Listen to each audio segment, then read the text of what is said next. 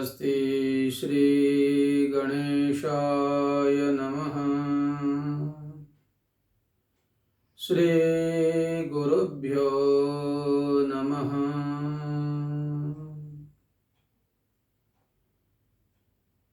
वसुदेवसुतं देव कंसचाणूरमर्दनम् देवकी परमानन्दम् कृष्णं वन्दे जगद्गुरु। कृष्णाय वासुदेवाय हरये परमात्मने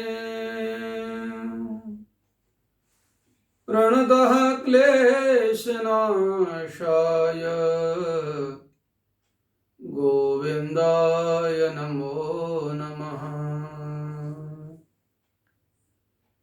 गोविन्दाय नमो नमः। आज परमहर्ष का विषय है कि अनंत कोटि ब्रह्मांड नायक परात्पर पूर्णतम परमेश्वर का अवतार दिवस है, कृष्ण जन्माष्टमी है। अन्य अवतारों का नाम आता है तो कहते हैं राम अवतार, नरसिंह अवतार, वामन अवतार, लेकिन भगवान कृष्ण का जब जन्म आता है तो हम कहते हैं जन्माष्टमी, यानी जन्म होता है इनका। निर्गुण निराकार परमात्मा जो है वो भक्तों के ऊपर कृपा करने के लिए,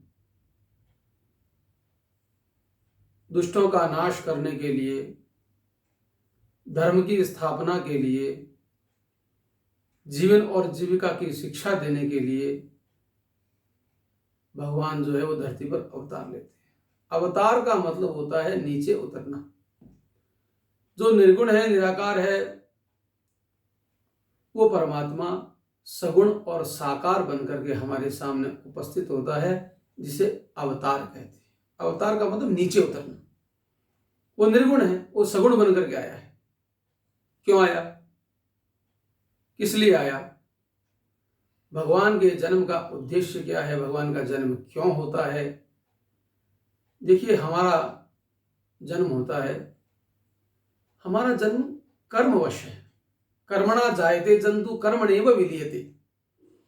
हम अपने कर्मों को पूर्ति के लिए जन्म लेते हैं। संचित कर्म है, कोई प्रारब्ध कर्म है हमारे, तो उन कर्मों की पूर्ति के लिए मनुष्यों को धरती पर जन्म लेना पड़ता है। इसीलिए तो संसार को जग कहते हैं। ज का मतलब जहां जन्म होता है और ग का मतलब जहां गमन होता है। जहां आना और जाना दोनों लगे रहते हैं, उसी संसार को जग कहा गया है। तो यहां जो भी व्यक्ति जन्म लेता है वो कर्मवश पैदा होता है। भगवान ने भी भागवत में कहा है, कर्मणा जायते जंतु कर्मणेव विलीयते। जंतुओं का जन्म कर्मवश होता है, लेकिन भगवान का जो अवतार है, ईश्वर का जो जन्म धरती पर सगुण के रूप में होता है, साकार के रूप में होता है, वो कर्मवश नहीं होता, वो करुणावश होता है। वो हम पर कृपा करने के लिए, हमारे ऊपर ज्ञान का बीज बोने के लिए, जीवन की शिक्षा देने के लिए भगवान जन्म लेते हैं। इसीलिए कहा कि भक्तों के प्रेमवश भगवान जो है वो निर्गुण निराकार जो है वो सगुण साकार बनकर के धरती पर आता है। अब कोई कहे महाराज निर्गुण निराकार, कोई कहता है सगुण साकार, फर्क कुछ नहीं है। जो सगुण है वही निर्गुण है, जो निराकार है वही साकार है। अगुण सगुण नहीं कछु भेदा। अगुण सगुण में कोई फर्क नहीं है। जैसे आप देखिए, पानी जो है बिल्कुल निराकार है, लहरें चल रही है, नदी में पानी बह रहा है, वो निराकार है। लेकिन जैसे ही वातावरण में टेम्परेचर जो है, तापमान जो है वो 0 डिग्री हो जाता है, तो क्या होता है, 0 डिग्री होते ही वो पानी बर्फ बन जाता है। तो उससे पहले पानी जो है वो निर्गुण था, निराकार था, लेकिन जैसे ही 0 डिग्री हुआ होते ही वो सगुण के रूप में, बर्फ के रूप में हमारे सामने उपस्थित हो गया। वैसे ही परमात्मा जो है, जब भी हम शून्य में चले जाएं, हम निर्विचार अवस्था में चले जाएं, समाधि में सबसे श्रेष्ठ अवस्था बताई गई है निर्विचार, निर्विषयम मनः इति ध्यानम। तो ध्यान की अवस्था है, निर्विचार की अवस्था है, शून्य की अवस्था है, उसी में हमारी मुलाकात परमात्मा से होती है। तो जन्माष्टमी जो है, कृष्ण जन्माष्टमी हमें यही संदेश दे रही है कि आप आज के दिन निर्विचार अवस्था में चले जाओ, केवल मात्र शून्याकार हो जाओ, तो निश्चित रूप से तुम्हारे हृदय में, तुम्हारे शरीर में, तुम्हारे घर में, तुम्हारे परिवार में, तुम्हारे समाज में और तुम्हारे देश में, तुम्हारे भूमंडल पर भगवान का आज भी सगुण और साकार रूप तुम्हारे सामने उपस्थित है। इसीलिए हम कृष्ण जन्माष्टमी को मनाते हैं। गीता में भगवान ने कहा, यदा यदा ही धर्मस्य ग्लानिर्भवति भारत अभ्युत्थानम् अधर्मस्य तदात्मानं सृजाम्यहम्। जब जब धर्म की क्षति होती है, अधर्म का नाश होता है, उनकी स्थापना के लिए, साधुओं की रक्षा करने के लिए, दुष्टों का दमन करने के लिए मैं अवतार लेता हूं। तो जब भी प्रकृति में क्षोभ होता है, जब भी विनाशकारी शक्तियां अपना पूर्ण प्रभाव दिखाना शुरू कर देती है, तो उस समय भक्त लोग आर्त भाव से भगवान को पुकारते हैं, हे भगवान हमारी रक्षा करो, हे भगवान हमारी रक्षा करो। प्रकृति में जब इस तरह से अनिष्ट अत्यधिक होने शुरू हो जाते हैं, तब हर व्यक्ति भगवान से प्रार्थना करता है। और ये उत्सव इसीलिए आते हैं कि सभी लोग सामूहिक रूप से हम भगवान की स्तुति करें, क्योंकि सामूहिक रूप से स्तुति करने पे भगवान जल्दी प्रसन्न होते हैं। आप एक बिस्किट खाओगे, कम पेट भरेगा, 100 बिस्किट खाते हैं साथ में लोग, तो कितना पेट भर जाता है। तो सभी लोग इकट्ठे होकर के जब हम प्रार्थना करते हैं ना, तो भगवान हमारी जल्दी सुन लेते हैं। सबकी विचारधारा एक हो, सबका मन मस्तिष्क एक ही धारा में बहे, सबके बुद्धि का अध्यवसाय, निर्णयात्मक जो विचार है वो सारे एक साथ हो। सहना भवतु सहनो भुनक्तु सह वीर्यं करवावहै। सब संगठित होकर के हम प्रार्थना करेंगे। तो वर्तमान में, सांप्रत काल में हम कोरोना नाम की समस्या से भी भयंकर जूझ रहे हैं। हर आदमी से पीड़ित है, भयभीत है, कोई रोग से भयभीत है, कोई अपनी आमदनी से भयभीत है। सबकी दिनचर्या जो है, जीवनचर्या जो है वो बिल्कुल अस्त व्यस्त हो चुकी है।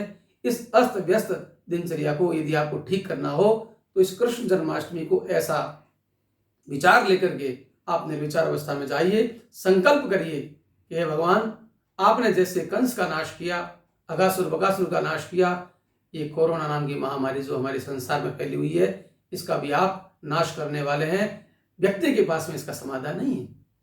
ये अदृश्य जो चीज है ना, ये अदृश्य से ही समाप्त हो सकती है, क्योंकि कोरोना जो है वो दिखाई नहीं देता। और अदृश्य को नष्ट करने के लिए अदृश्य जो परमात्मा है, परमात्मा की जो शक्ति है, वही इसका नाश कर सकती है। तो मेरा तो कृष्ण जन्माष्टमी के दिन आप सभी को यही संदेश है कि आप यही प्रार्थना करें इस वर्ष, हे प्रभु, इस पूरे विश्व में इस महामारी ने हमें इतना पीड़ित कर रखा है, आम प्राणियों को, आम जन जीवन को अस्त व्यस्त कर रखा है, इन सब के कल्याण के लिए हे कृष्ण आप अदृश्य रूप में आइए और इस कोरोना नाम की महामारी को समाप्त कीजिए। और यही मेरी शुभकामना है कृष्ण जन्माष्टमी की। और यही कहना चाहता हूँ आप सभी से कि आप जब भी भगवान की पूजा करने के लिए बैठो, तो प्रार्थना करनी है तो संपूर्ण विश्व के कल्याण के लिए करनी है, क्योंकि हमारा धर्म जो है ना, वो क्या कहता है, हमारे ऋषि मनीषियों ने क्या कहा है, धर्म की जय हो, अधर्म का नाश हो, प्राणियों में सद्भावना हो और विश्व का कल्याण हो। हमने ये नहीं कहा कि भारत का कल्याण हो, हमने कहा विश्व का कल्याण हो। वसुधैव कुटुंबकम, सारा विश्व हमारा परिवार है। और संपूर्ण विश्व में जो ये महामारी फैली है, इस महामारी को नाश करने के लिए आप आज श्री कृष्ण को प्रार्थना करेंगे। और उनके साथ में योग माया भी आई थी, उनसे भी हम प्रार्थना करेंगे कि हे योग माया, हे भगवान कृष्ण, सांप्रत काल में जो समस्या हमारे सामने उपस्थित है, इस समस्या का नाश कीजिए और लोगों का जीवन पुनः व्यवस्थित और आनंददायक कीजिए। क्योंकि नंद उत्सव है ना, ये आनंद का प्राकट्य है। तो आनंद का प्राकट्य कब होगा? जब ये महामारी समाप्त होगी, आम जनजीवन सामान्य हो जाएगा, बच्चे पढ़ना शुरू कर देंगे, माताएं बाजार जाना शुरू कर देगी, मंदिरों में जाना शुरू कर देगी, है ना। तो तो सबका जीवन जब चलेगा तो सब आनंदित होंगे, और आनंद का पर्याय ही परमात्मा है। धरती पर अभी आनंद नहीं है, इसका मतलब है परमात्मा नहीं है। तो हमारी प्रार्थना से वो परमात्मा आज प्रकट होगा और इस महामारी को नाश करेगा और हमें आनंददायी जीवन प्रदान करेंगे। जय श्री कृष्ण।